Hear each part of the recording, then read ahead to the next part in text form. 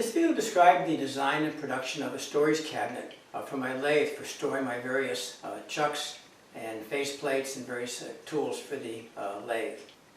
In the shop I like to keep my tools, all my chucks and face plates and lathe chisels in cabinets. Not only to keep them dust free, but to keep them organized in my shop. This is actually my third lathe. My first lathe my father made from more than 50 years ago and consisted of a couple of angle irons and a recycled washing machine motor. And I used that lathe for many years to make a lot of furniture. My second lathe I bought about 10 years ago was a jet lathe, and you may have seen that in some of my previous videos. And I still plan on keeping that lathe to use for various glue-ups of my segmented bowls and dizzy bowl projects. This new Powermatic Lathe I actually picked up at the latest AAW show in Raleigh, North Carolina. It was one of the demo systems used at that meeting. For this lathe I have a lot of unused storage space underneath the lathe bed. And I measured the distance between the inside of the legs here. It's about 40 1/4 inches, and from the bottom of the saddle to the floor is about 28 inches. So I'm planning on making a cabinet which will be 40 inches long, 26 inches high, give myself about 2 inches of clearance underneath the saddle here, and I'll have probably 8 drawers in it, 18 inches deep, for storing my various components. I began by designing the cabinet in the SketchUp software. This cabinet is 40 inches long, 26 inches high, contains a toe stop underneath, and the table actually extends beyond the back of the cabinet for storing some various tools. This cabinet will slide underneath the lathe. It won't be attached to the lathe, so I can easily move it back and forth if it's too big or in the way. I can easily move it back out of the way.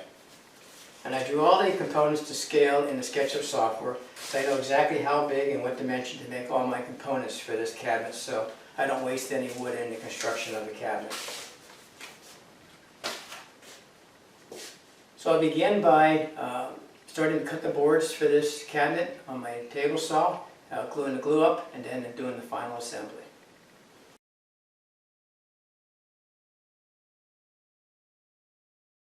Following the SketchUp design, I cut all the panels on the table saw, and the dados were cut using a hand router. I start gluing up this cabinet for my new lathe, and it's kind of like a jigsaw puzzle I kind of laid out here. I'm gluing it actually upside down. This is actually the top, and I'll be gluing it up. The components were then all glued together using Titebond 3 glue. All the cabinet sides are constructed from 3/4 inch birch plywood. The back panel is 1/4 inch birch plywood. Masking tape is used to temporarily hold the panels in place during assembly.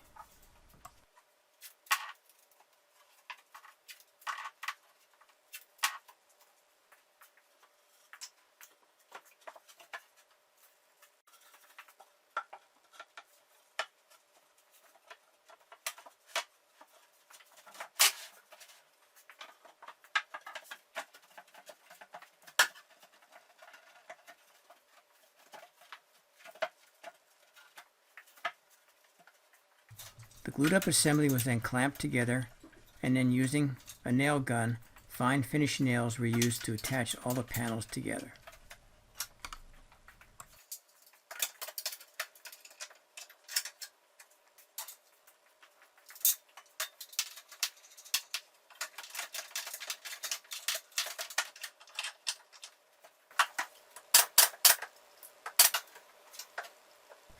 The glued up assembly is allowed to dry overnight.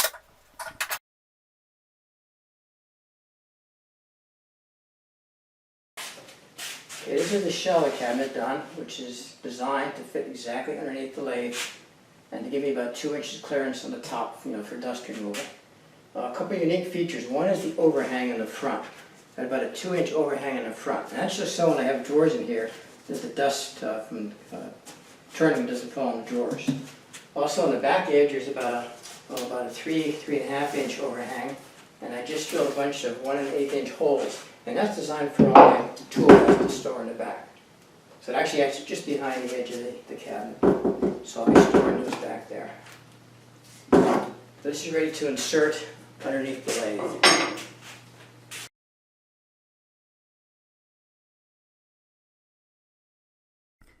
8 drawers with bottom mount slides were constructed and added to the cabinet.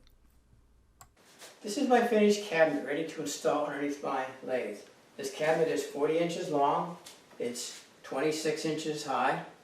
The drawers are all 18 inches deep. The three bottom drawers are about 5.5 inches tall, and this top drawer is about 3 inches tall. These bottom drawers are designed for storing my chucks and faceplates. These top drawers will be used for storing pencils and pens and rulers and dividers, smaller parts. The table has a toe stop underneath, so you can, get your toes underneath there, so you're not in the way. It also has a 2-inch overhang on the front, and that's just to keep dust from getting into the drawers. So this system will just slide underneath the lathe. It won't be attached to the lathe. It's going to be freestanding, so if I have to move it backward or forward, I can easily do that. So let me go ahead and install this. I'll move it back and show you what the finished system looks like.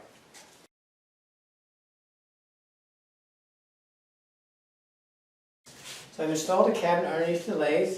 I have about a 2-inch clearance underneath the saddle of the lathe, so I can get in there to clean sawdust out. The table right now extends out about 4 inches beyond the saddle on the lathe, and I can use that to store components as I'm working. And then on the back I'll be installing my tool rest.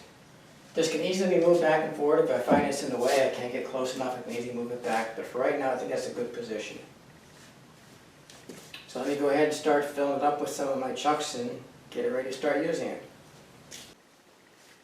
I just finished loading up all my drawers with all my accessories, and top drawers I have pencils and wrenches and dividers. Then the bottom drawers I have all my chucks, and I didn't realize how many chucks I have. Regular chucks, and my cold jaw chucks are in here. Other accessories. Over here I have my all my spare jaws for my chucks. All my face plates, and I didn't realize how many face plates I have for my lathe. So at least now everything's organized and keep it free of dust and easily accessible and organized for all my future projects. This shows the back of the cabinet with the tool rest installed on the holes in the back of the cabinet top. And that completes the video on this production of this storage cabinet for my new Powermatic lathe.